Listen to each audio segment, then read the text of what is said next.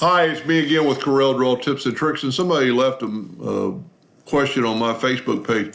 If you constantly use this one item, and one of my mentor with Corel, Roger Womble, suggested something, and I don't 100% understand this, how I do it. I go to Launch and go to Corel Connect, and then that's going to open up this tray, and then just go down that paw print and drag it into this tray.